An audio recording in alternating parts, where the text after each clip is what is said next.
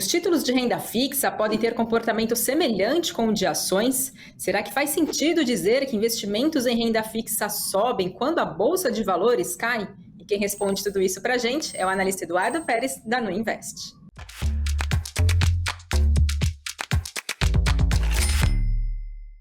Oi, Edu, bem-vindo a mais uma edição do Analistas em Ação. Oi, Fabi, muito obrigado por deixar com que eu volte aqui no programa. Vamos comentar mais uma edição sobre renda fixa e a gente vai desmistificar alguns mistérios que existem aí no mercado, tanto de ações como de renda fixa, que muitos investidores acabam achando que se a renda fixa necessariamente está subindo, a bolsa tem que necessariamente cair. Será que é isso? E aí a gente vai aprofundar com bastante número na tela, então vai ser uma edição aqui do Analistas em Ação com bastante número, bastante conta, mas vamos lá que a gente vai mostrar cada detalhe. É isso aí, Edu. Investir em ações é recomendado para quem tem estômago para aguentar aí o sobe e desce da Bolsa de Valores. Tem quem opte por investir em renda fixa para não sofrer com a volatilidade. Apesar disso, Edu, é possível a gente dizer, então, que existe uma semelhança entre o comportamento dos títulos de renda fixa e o de ações? É possível sim. Aliás, examinando a fundo como que alguns ativos de renda fixa, mas não todos, e como alguns ativos de renda variável, como as ações, são precificados, a gente até encontra um ponto em comum entre os dois. Então, para mostrar esse ponto em comum, eu vou precisar abordar uma parte do processo do valuation de uma empresa, que é como que a gente faz para decidir qual o preço considerado justo de uma ação. Então, antes da gente jogar um monte de número aqui na tela, eu queria falar um pouquinho mais que quando a gente vai analisar os fundamentos de uma empresa, quando a gente quer analisar o preço de uma ação, um ponto muito importante é o custo de capital, tá? Tanto o custo de capital dos acionistas, quanto o custo de capital dos credores, tá? E essa taxa do custo de capital é o quanto eles exigem para ser remunerados, inclusive usando as taxas da curva de juros, que a gente utiliza como uma taxa livre de risco, já que essas taxas são dos títulos emitidos pelo governo, e aí os títulos do governo no mercado brasileiro são os títulos de menor risco de crédito. Então esse custo de capital, ele acaba tendo que ser maior do que as taxas do título do governo, porque aí, senão todo mundo só investiria no Tesouro Direto, ninguém correria risco e todo mundo ficava tranquilo em casa, rentabilizando a grana, né? Então, é justamente essa tal da taxa do custo de capital, que alguns vão encontrar nomenclaturas como WACC, que vem do inglês custo médio ponderado de capital, que funciona como o componente pré-fixado que causa volatilidade também na renda fixa. Então, quem já conhece os títulos híbridos ou os pré-fixados entende que é justamente esse componente pré-fixado que dá volatilidade. Está aí o elo de ligação entre eles, né? Mas vamos ver alguns exemplos que eu preparei só para mostrar como é que fica tudo isso na prática, tá? O primeiro exemplo que eu coloquei, considerando, né, o que a gente pensa no custo de capital, você vai ter uma junção da taxa livre de risco, que é justamente as taxas que você encontra no Tesouro Direto, para títulos normalmente para 10 anos, mas isso pode variar um pouquinho para cada investidor quando ele está querendo fazer o processo de valuation. Ele vai pegar essa taxa do Tesouro e vai colocar um prêmio médio de risco, tá? Eu estou colocando prêmio médio de risco porque a gente está englobando tanto quanto o acionista pede a mais do que se ele fosse investir no Tesouro, e também o quanto o credor, que seria um banco, por exemplo, que dá empréstimo para a empresa, se a gente juntar essas duas taxas de prêmio, teria uma média ali, a gente está vendo em tela a taxa livre de risco de 12%, a gente acrescentaria 5 pontos percentuais e logo a gente tem a taxa de desconto, que seria o nosso componente considerado ali, entre aspas, pré-fixado para a gente fazer o valuation. Então, sabendo disso tudo, a gente vai agora para o famoso fluxo de caixa descontado, tá? Lembrando que nesse exemplo a gente está considerando que é uma empresa boa, que vai dar certo, né? Não é uma coisa fácil a gente conseguir identificar uma empresa dessa forma, mas eu joguei aqui de uma forma bem simples, um fluxo de 5 anos, de R$10 por ação que aquela empresa vai gerar, de acordo com a estimativa do analista. E aí, quando a gente faz o desconto, utilizando justamente a fórmula do valor presente, que talvez, se não uma das fórmulas mais importantes, talvez seja a fórmula mais importante do mercado financeiro, que é você pegar o valor futuro de algum ativo e você dividir pela taxa de desconto elevado ao prazo, tá? Então, o que acontece? A gente vai pegar cada um desses R$ 10 que você vai ter de fluxo por ano e você faz esse desconto de 17%, que é a nossa taxa de desconto, cada fluxo elevado pelo período, tá? Resumindo, a gente vai ter essa série de esse monte de números aqui, 8,55, 7,31. A gente somando eles, a gente chega no preço de R$ 31,99. Então, nesse primeiro cenário aqui, esse seria o preço justo da ação ou o valor presente dela. E aí a tarefa do analista é saber se o preço de mercado que está sendo negociado em bolsa está abaixo disso. No caso, seria aí considerado uma barganha. Se tivesse num preço igual ou acima, aí já não faz tanto sentido a gente comprar.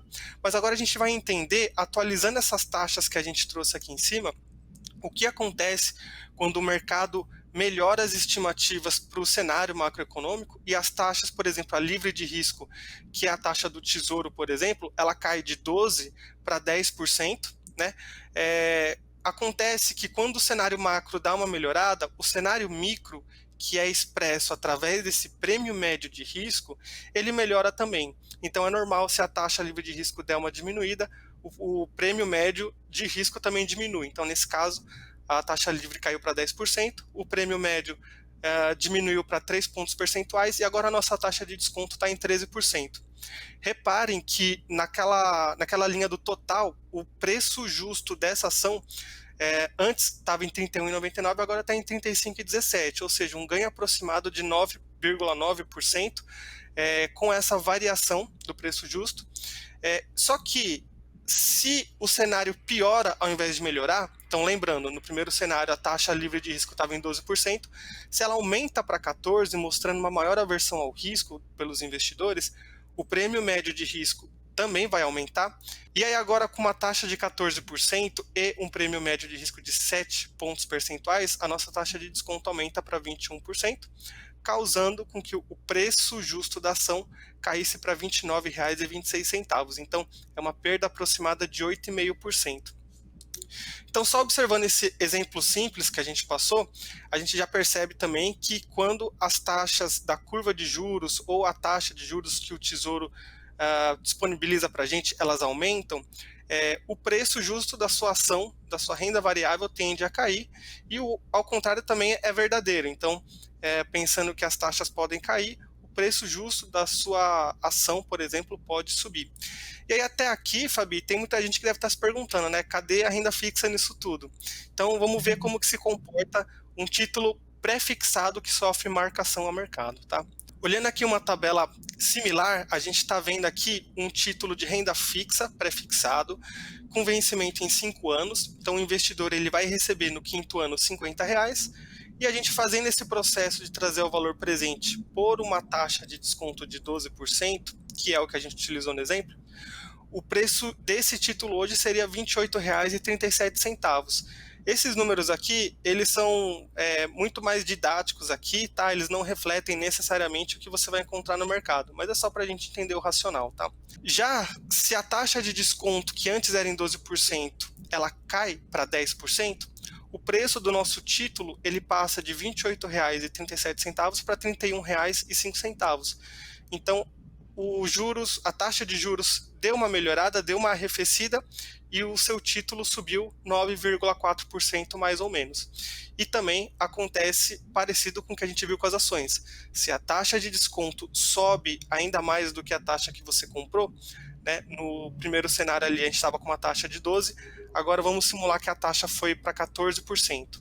Com essa nova taxa de 14%, o preço justo do nosso título de renda fixa cai para R$ 25,97, então é uma queda aproximada aí de 8,5%. Então, eu sei que talvez tenham sido muitos números na tela de uma vez só, tá?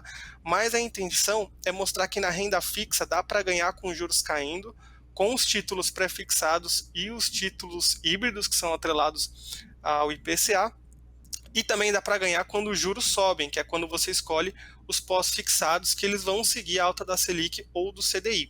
A gente só precisa saber escolher melhor a forma de remuneração certa para cada tipo de cenário. Certo, Edu. Então, no que o investidor deve, de renda fixa, né, deve ficar atento, então? Quais seriam as recomendações para conseguir boas rentabilidades? É sempre importante saber que existe o risco da classe do ativo, como o risco da renda fixa, né, que tende a ser menor do que o risco das ações, mas que nem sempre isso vai ser verdade, tá?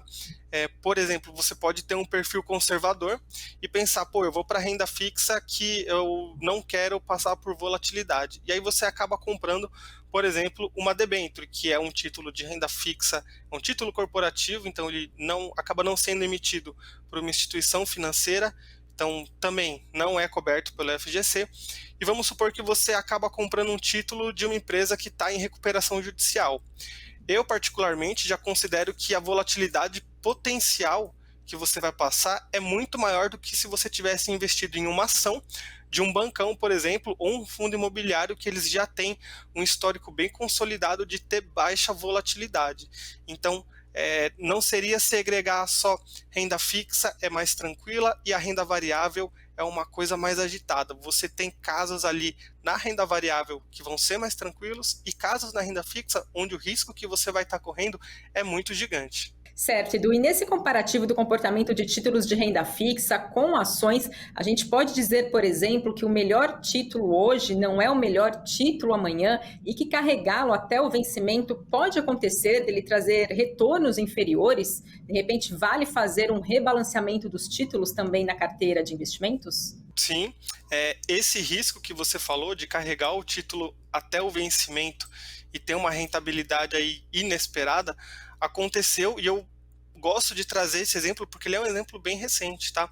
Então, pensando em quem estava dando uma olhada lá no comecinho, na verdade um pouquinho antes da pandemia, lá em 2020, a taxa Selic estava em 2%, e aí quando o investidor ia olhar a taxa dos prefixados do Tesouro, você encontrava títulos que pagavam 4 a 6% ao ano, e aí infelizmente, alguns investidores acabam fazendo essa conta meio que de padaria, assim, do tipo, se a Selic está 2 e esse aqui pré está me pagando 6, eu vou acabar indo para o pré porque eu vou ganhar mais dinheiro.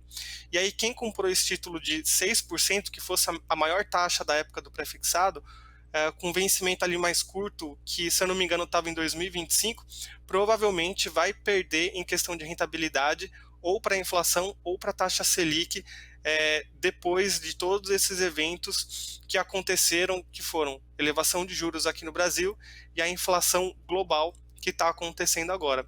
Então, eu considero que para títulos públicos é sempre bom saber para qual lado a taxa de juros está com mais chances de ir. Normalmente, uma mudança de ciclos ela não acontece num curtíssimo prazo.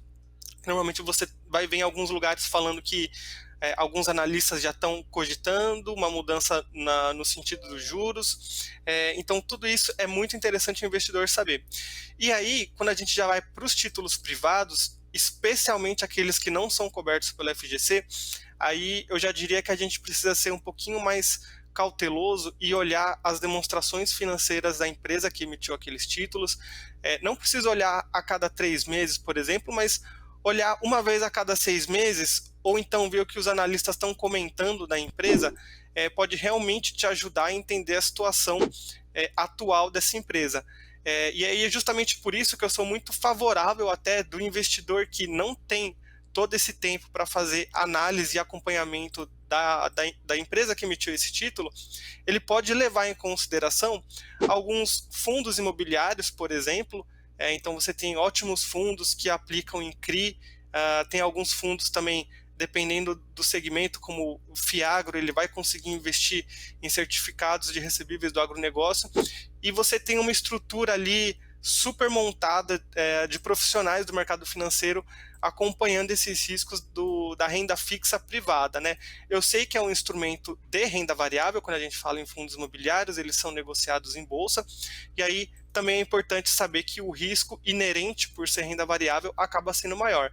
Mas se você já está correndo o risco, por exemplo, de pegar um CRI ou uma debênture super arriscada, e ao mesmo tempo você está na bolsa ali comprando ações de empresas já estabelecidas que pagam dividendos e não tem volatilidade, eu vejo que é muito pequeno esse gap entre você pular de uma renda fixa arriscada para uma renda variável menos arriscada, um pouquinho mais segura. Então, a minha dica seria: fica de olho e tenta ver se você encontra algum produto onde você se sinta confortável.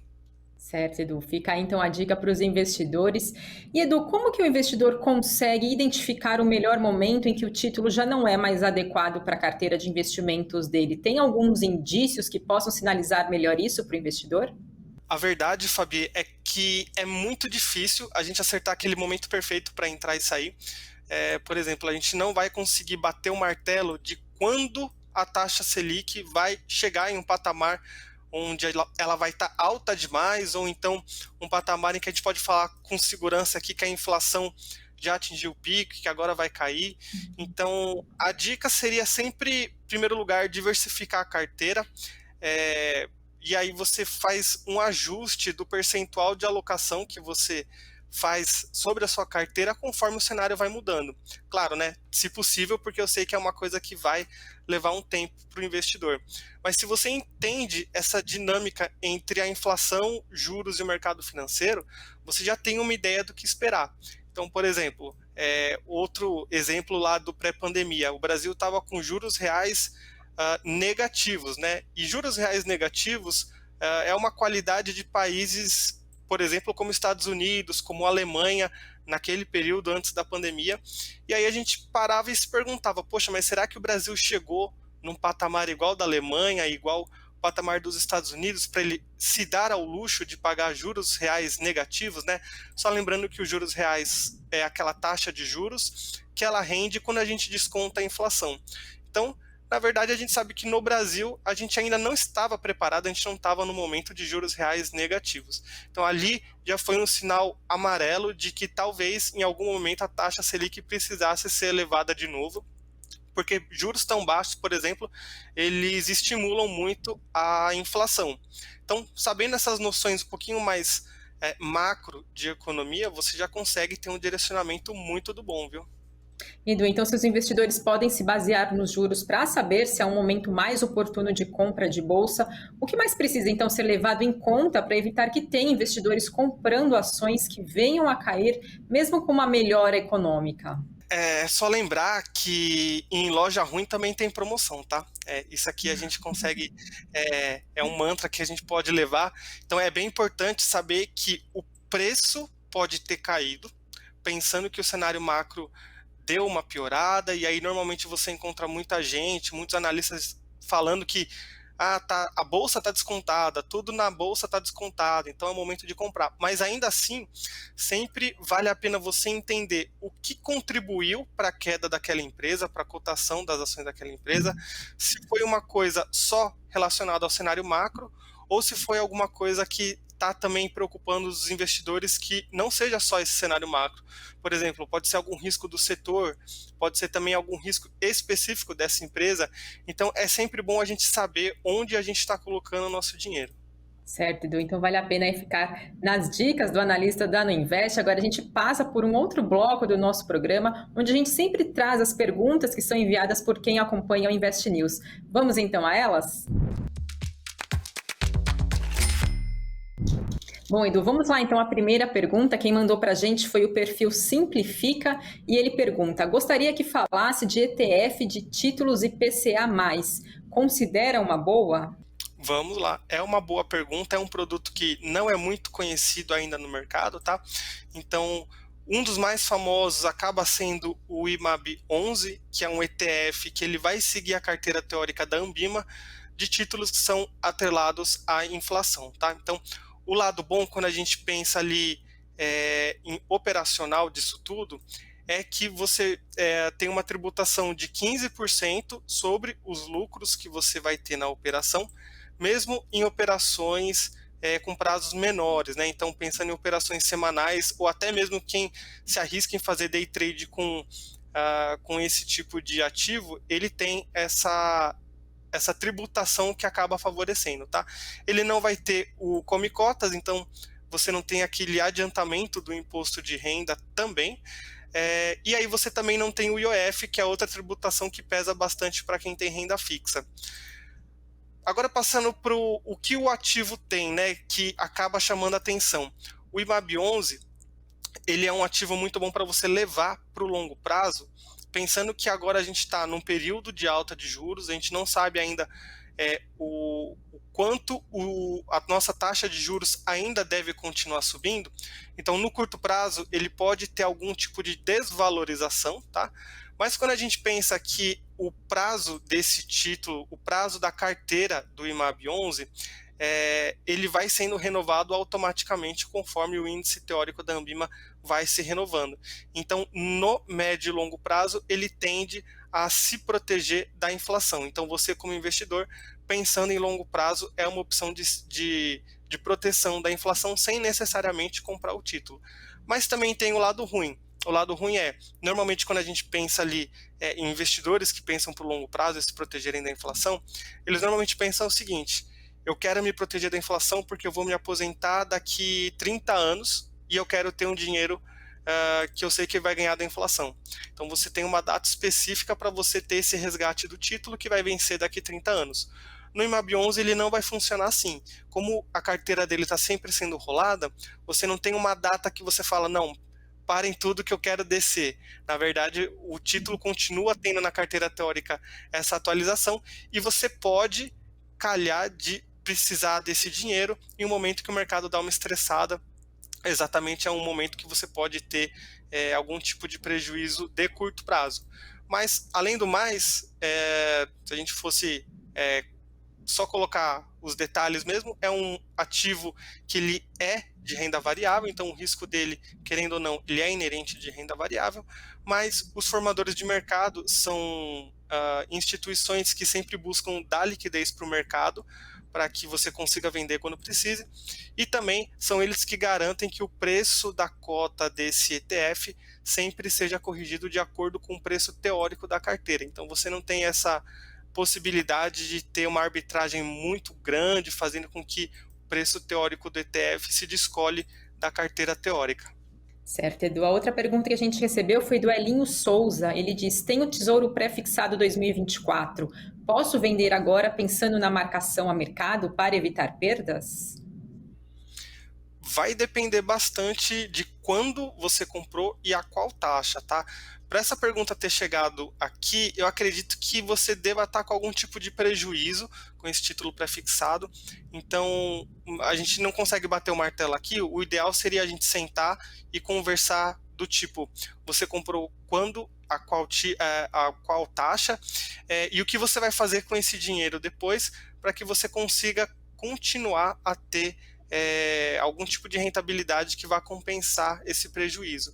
Nesse caso, o que não faz sentido é você comprar pré-fixado agora, quando você vendeu o seu pré-fixado, que aí você está trocando 6 por meia dúzia. O ideal é sempre você trocar por um título que remunere de forma diferente, mas você também tem a opção de levar até o vencimento. 2024 realmente é um ano que, quando a gente olha ali o prazo que o mercado espera para a taxa de juros e inflação, é um período aí que taxas menores que 6%, mais ou menos, são taxas que o mercado acha bem difícil que a Selic vai ficar abaixo disso e que a inflação também. Eu particularmente até acho que a inflação pode ficar abaixo de 6% até o vencimento de 2024, mas a Selic eu ainda estou um pouquinho receoso de falar que ela vai conseguir ficar abaixo de 6%. Então, infelizmente, a gente não consegue te ajudar de forma efetiva, mas só de você ter um guia para poder entender um pouquinho melhor o mercado já vai te ajudar. Se você quiser resgatar esse título e reaplicar em um pós-fixado ou comprar em bolsa agora, você só tem que saber que na bolsa você vai ter grandes potenciais de valorização, mas pensando em médio e longo prazo, e se você pegar um pós-fixado, ele vai surfar bastante agora essa alta da Selic, mas daqui a alguns anos a Selic deve cair um pouquinho, a gente não sabe até quando que ela pode dar uma desacelerada, mas de qualquer forma você tem bem menos volatilidade, de certa forma um pouquinho mais de certeza que você vai ter um rendimento positivo. Certo, essas foram as perguntas dessa semana. Se você tem dúvidas e gostaria de enviar aqui para os analistas responderem, deixe nos comentários desse vídeo. A edição desse domingo fica por aqui. Gostaria de agradecer, Edu, novamente pela sua participação aqui no Analistas em Ação. Obrigado, Fabi, e na próxima edição estaremos de volta. É isso aí, até a próxima, pessoal. Tchau, tchau.